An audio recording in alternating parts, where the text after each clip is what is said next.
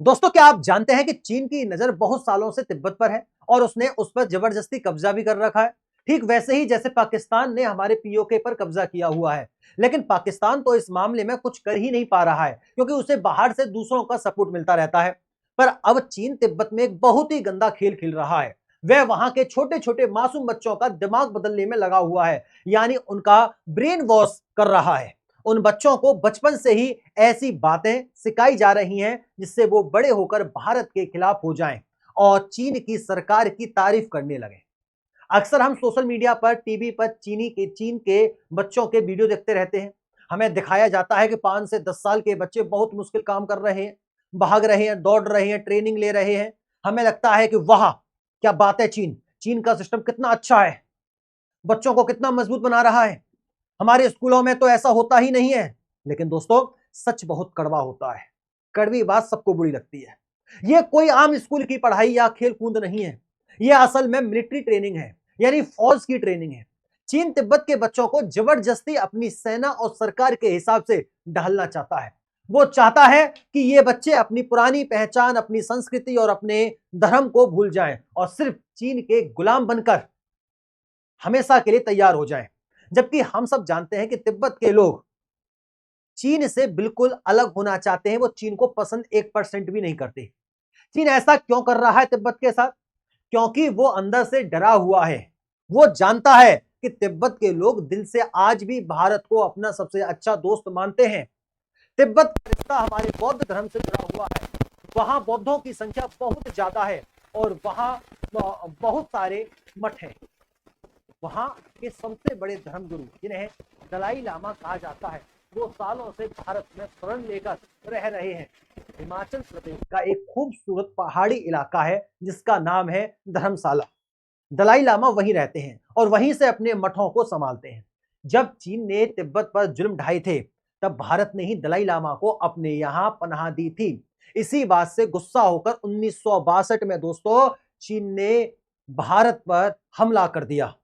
उस लड़ाई में चीन ने हमारा अक्साई चीन का इलाका हमसे ही छीन लिया, जिसे हम आज भी वापस लेने की बात करते हैं और हमारी संसद में भी यह मुद्दा बार बार उठता दिखाई देता है। अब चीन की चालाकी देखिए ध्यान से। वो हमेशा हमारे अंदरूनी मामलों में टांग अड़ाता है। जब भी बात भारत और पाकिस्तान के बीच की होती है, चीन पाकिस्तान के साथ जाकर खड़ा हो जाता है। उसने हमारे पीओके वाले हिस्से से अपना एक बड़ा रास्ता भी निकाल लिया है, जिसे सी पैक कहते हैं। भारत ने जब इस पर आपत्ति जताई तो चीन ने कह दिया कि यह तो पाकिस्तान का मामला है। यही नहीं दोस्तों, चीन हमारे अरुणाचल प्रदेश के इलाकों के नाम बदलने की कोशिश करता है और हमारी सीमा में घुसने की फिराक में रहता है। लेकिन अब भारत ने चीन की सबसे कमजोर नस पकड़ ली है और वो नस है तिब्बत। और हमने चीन को स्पष्ट शब्दों में यह कह दिया है, अगर तुम सी पैक वाला रास्ता वापस नहीं लेते तो याद रखना, तुम तिब्बत से भी जाओगे और पाकिस्तान के गाल पर थप्पड़ मारकर उससे हम पीओके कभी भी वापस ले लेंगे और तुम देखते रह जाओगे। तुम्हारा जितना भी इन्वेस्टमेंट हुआ है वो सारा धरा का धरा रह जाएगा। ये वार्निंग दे रही है, अगर तुमने हमारे पीओके में थोड़ी सी भी उंगली छेदी तो हम तुम्हारे तिब्बत में घुसकर तुम्हें अलग थलग कर देंगे। अब भारत चुप नहीं बैठने वाला है। अब भारत पुराना वाला भारत नहीं, 1962 वाला भारत नहीं है, ये 2026 वाला भारत है। हमारी एजेंसियों ने और हमारी सरकार ने मिलकर एक ऐसा चक्रव्यूह तैयार कर लिया है, चीन का बोलना बंद हो जाए हो जाएगा। हमारे पास एक ऐसी चाबी आ गई है जिससे हम भविष्य में चीन का ताला बंद कर सकते हैं। भारत अब दुनिया के सामने यह सबूत रखने जा रहा है कि चीन कैसे तिब्बत के बच्चों के साथ अत्याचार कर रहा है और उनका ब्रेन वॉश कर रहा है। चीन पहले से ही अपने यहां उइगर मुसलमानों पर जुल्म करने के मामलों में पूरी दुनिया में घिरा हुआ है। वहां उसने एक पूरे प्रांत को नजरबंद कर रखा है, जहां कोई आ जा नहीं सकता और लोग अपने धर्म का पालन भी खुलकर नहीं कर सकते। कोई दाढ़ी नहीं बढ़ा सकता, कोई कुर्ता पजामा नहीं पहन सकता, कोई कुरान नहीं पढ़ सकता, कोई इबादत नहीं कर सकता। अब वही काम वो तिब्बत में कर रहा है। क्या आपको मंजूर है?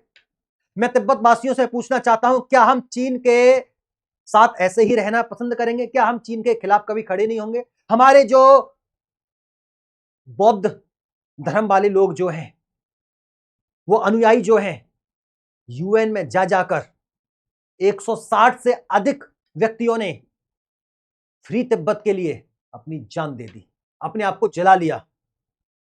क्या ये हमेशा होता रहेगा? क्या तिब्बत वाले हमेशा मरते रहेंगे? क्या किसी को दिखेगा नहीं तिब्बत की आन बान और शान? तिब्बत गुलाम देश नहीं है, तिब्बत फ्री है, आजाद है और आजाद होकर रहेगा। गो बैक चीन, गो बैक, तिब्बत फ्री। साथियों, आप लोग क्या कहते हैं? कमेंट बॉक्स के माध्यम से अपनी राय जरूर बताइएगा। क्या तिब्बत फ्री है? क्या तिब्बत को फ्री हो जाना चाहिए? क्या यूएन को तिब्बत का साथ देना चाहिए? भारत को भी तिब्बत का साथ देना चाहिए? ये अंदरूनी मामले जो भी हैं, ये सब खत्म करके हमें तिब्बत को आजाद कराना चाहिए। वह वहां के बच्चों का दिमाग ऐसे बना रहा है दोस्तों, ताकि आगे चलकर अगर भारत के साथ कोई विवाद भी हो जाता है तो चीन अपने बच्चों को आगे करने की बजाय इन तिब्बती बच्चों को सेना के आगे खड़ा कर देगा। जैसे तिब्बत के लोग आज मर रहे हैं, आने वाले समय में तिब्बत की फौज और चाइना की फौज बनकर तिब्बत के बच्चे आएंगे और वो मारे जाएंगे। नामो निशान किसका खत्म होगा? तिब्बत का।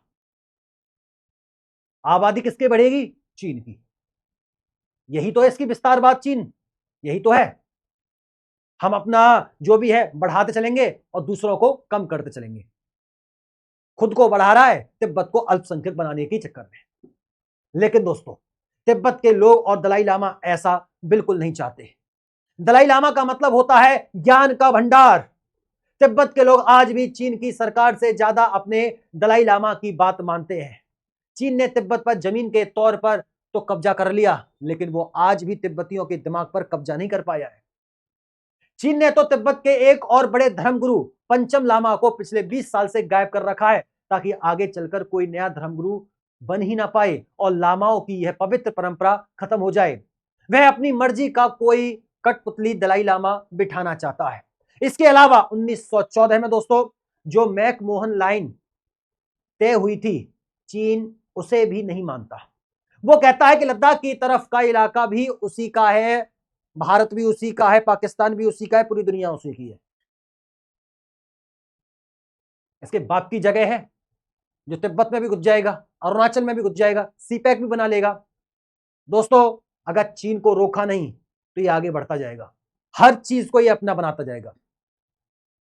नेपाल, भारत, पाकिस्तान, अफगानिस्तान, भूटान, तिब्बत, पहले पड़ोसियों को साथ होना पड़ेगा। इनको आपस की जो भी लड़ाई हैं वो बंद करके चाइना के खिलाफ खड़ा होना पड़ेगा। एशिया की ताकत बदलनी होगी। अगर इन सबको चाइना से बचना है तो इन सबको भारत का सपोर्ट करना होगा, और भारत कभी भी चाइना के खिलाफ खड़ा हो सकता है, आक्रमण कर सकता है, सब लोग जानते हैं। लेकिन भारत के पास ऐतिहासिक रूप से सारे पक्का कागज और सबूत हैं कि चीन आगे नहीं बढ़ सकता। सिर्फ भारत ही एक ऐसा है जो इस चीन को रोक सकता है। अब भारत ने अपनी रणनीति पूरी तरह बदल ली है दोस्तों। पहले हमने मुसलमानों पर हो रहे जुल्म का मुद्दा उठाया था, लेकिन दुनिया के दूसरे मुसलमान देशों ने हमारा साथ नहीं दिया। इसलिए अब हम बौद्ध कूटनीति पर काम कर रहे हैं। भारत पिछले 70 सालों से दलाई लामा और तिब्बत के साथ खड़ा है। अब अगर चीन हमारे पीओके के मामले में बोलेगा तो भारत अंतरराष्ट्रीय मंचों पर और संयुक्त राष्ट्र यूएन में जाकर तिब्बत का मुद्दा उठाएगा।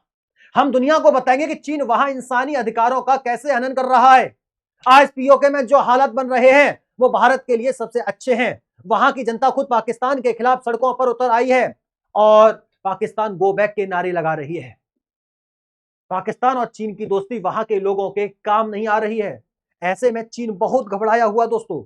बीच में चीन ने यह भी कहा था कि हम तिब्बत के लोगों से बात करने को तैयार हैं, लेकिन वो तिब्बत को स्वायत्ता यानी ऑटोनॉमी यानी खुद की सरकार चलाने की आजादी देने को तैयार नहीं है। क्यों नहीं है? चीन होता कौन है जो उसे ऑटोनॉमी देगा? अब आप खुद सोचिए दोस्तों, यह कैसा दोहरा बर्ताव है।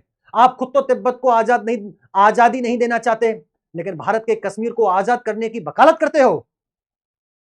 भारत अब चीन को इसी बात पर घेरेगा कि या तो तुम तिब्बत का पीछा छोड़ो, नहीं तो हमारे कश्मीर के मामले में बोलना बंद करो। एक और बात दोस्तों, जब भी भारत बौद्ध धर्म से जुड़ा कोई काम करता है तो चीन को बहुत मिर्ची लगती है। हमारे अरुणाचल प्रदेश में त्वांग नाम की एक जगह है जो बौद्ध धर्म का बहुत बड़ा केंद्र है। हर साल हजारों बौद्ध लोग तिब्बत से त्वांग आते हैं। जैसे हमारे देश से लोग मानसरोवर जाते हैं या मुस्लिम भाई मक्का मदीना जाते हैं, वैसे ही उनका जुड़ाव त्वांग से है। त्वांग का नाम भी तिब्बत के छठे लामा के नाम पर रखा गया है। इसी बात से चिढ़कर चीन हमारे अरुणाचल के गांव के नाम बदलता रहता है और सीमा पर झगड़ा करता रहता है। चाहे वो गलवान घाटी की झगड़ा हो या त्वांग का झगड़ा हो, चीन बस यही चाहता है कि भारत तिब्बत का मुद्दा ना उठाए। लेकिन भारत अब चीन की इस दुखती रग को छोड़ने वाला नहीं है। 1959 से पहले दलाई लामा तिब्बत के पोटाला पैलेस से अपनी सरकार चलाते थे, लेकिन चीन के हमले के बाद उन्हें भारत आना पड़ा। आज तिब्बत की निर्वासित सरकार भारत के धर्मशाला से चलती है। अब भारत के पास एक ऐसा मौका है जो 1971 की लड़ाई जीतना बड़ा हो गया है। जैसे हमने बांग्लादेश को अलग किया था पाकिस्तान से, वैसे ही अब तिब्बत की बारी है। तिब्बत को अलग करना होगा इस चाइना से। आज भारत ने दुनिया की बड़ी बड़ी ताकतों को, चाहे वो अमेरिका हो, रूस हो या अरब देश हो, सबको इस मुद्दे पर अपने साथ मिला लिया है। अब अगर पीओके में कुछ बड़ा होता है और चीन बीच में आता है तो भारत तिब्बत का ऐसा पत्ता खोलेगा कि चीन को पीछे हटना ही पड़ेगा। उम्मीद है दोस्तों आपको यह पूरा मामला समझ आ गया होगा कि चीन क्या चालाकी कर रहा है और भारत कैसे उसे उसी की भाषा में जवाब देने के लिए तैयार हो चुका है। अब आपकी बारी कि एक बहुत ही सीधा और आसान सवाल दोस्तों, तिब्बत की राजधानी का नाम क्या है? अगर आप तिब्बत से प्यार करते हैं, तिब्बत प्रेमी हैं, तो अपनी राजधानी का नाम जरूर बताइएगा। अपना जवाब नीचे कमेंट बॉक्स के माध्यम से जरूर लिखिएगा। अगर वीडियो अच्छी लगी हो तो देश हित में इस वीडियो को इतना शेयर करो कि चाइना के हर एक घर में ये वीडियो चलनी चाहिए, तिब्बत के हर एक घर में ये वीडियो चलनी चाहिए। ये यूएन, भारत जो भी हमारी मदद करना चाहता है, इस वीडियो को वहां तक आप शेयर कर सकते हैं और अपनी राय कमेंट बॉक्स के माध्यम से जरूर बताइएगा। फिर मुलाकात होती है ऐसी अपडेट के साथ, तब तक के लिए नमस्कार।